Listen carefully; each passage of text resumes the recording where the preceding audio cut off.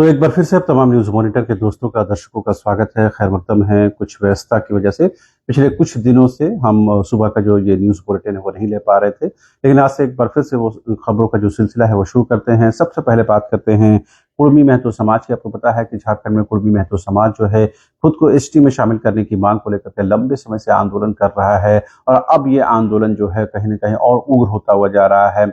अभी दिल्ली के जंतर मंतर में एक बड़ा विरोध प्रदर्शन कुर्मी महतो समाज के द्वारा किया गया, और इसके बाद ये एक तरह से रणनीति बनाई गई, एक तरह से प्रस्ताव पेश किया गया कि अगर उनको कुर्मी महतो समाज को एसटी यानी आदिवासी सूची में शामिल नहीं किया जाता है तो फिर जो है 3 राज्यों में, जिसमें झारखंड, उड़ीसा और बंगाल है, इसमें आर्थिक नाकेबंदी की जाएगी।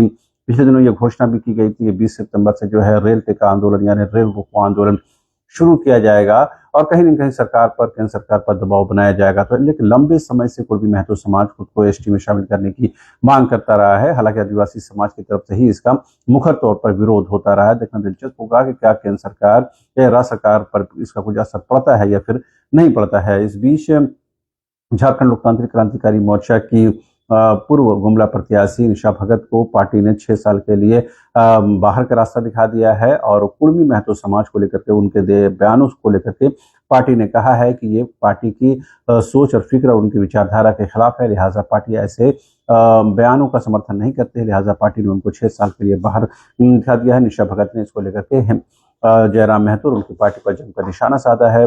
निशा भगत ने यहाँ तक कहा कि जयराम महतो और उनके लोग जो है पैसे की वसूली करते हैं, और यह विशुद्ध रूप से जो है कुर्मी महतो समाज की पार्टी है, न कि संपूर्ण लोगों की पार्टी है। बहरहाल आरोप प्रत्यारोप अपनी जगह है, लेकिन कुर्मी महतो समाज जो है इस चीज में खुद को शामिल कराने को लेकर के एक बार फिर से आंदोलन के रास्ते पर है।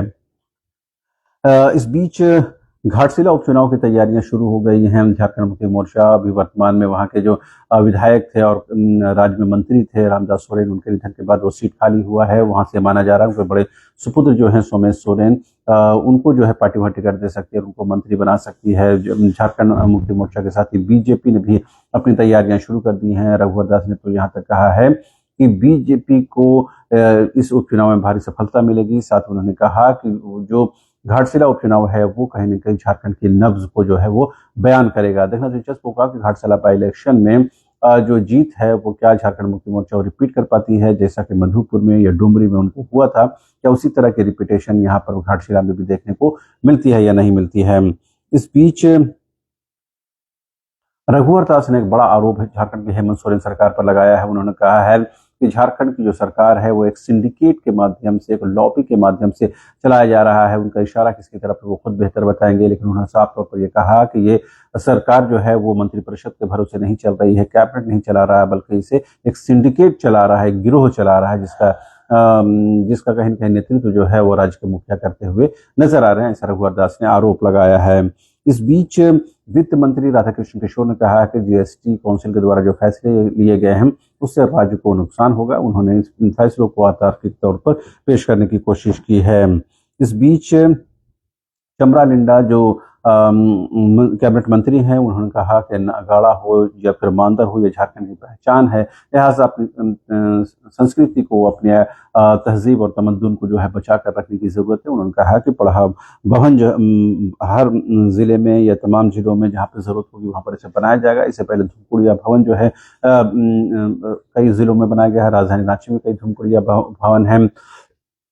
इसके साथ ही सरना स्थलों की जो है सौंदर्यीकरण जो है रघुवर दास के कार्यकाल में हुई थी। अब ये सरकार जो है वर्तमान हेमंत सोरेन सरकार ये कह रही है कि वो पढ़ा भवन जो है वो बनाएगी और आदिवासी समाज को एक शिनाख्त और पहचान देने की कोशिश करेगी।